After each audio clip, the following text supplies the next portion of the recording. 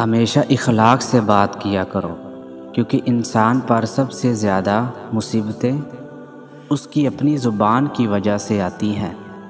اچھے لوگوں کو آزمانے کی کوشش نہ کرنا۔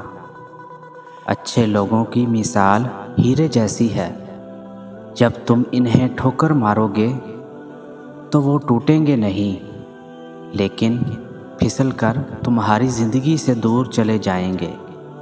مت رکھ امید کسی سے، مگر اپنے رب سے امید رکھ، اور مت ڈر کسی سے، مگر اپنے گناہوں سے ڈر۔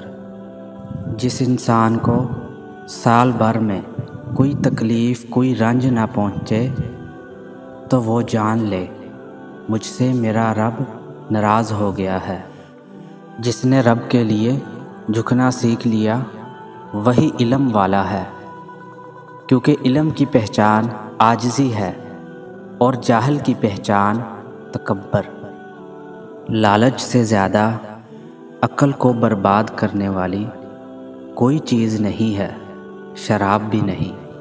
جس کی حیا کم ہو جاتی ہے اس کی پرہیزگاری کم ہو جاتی ہے۔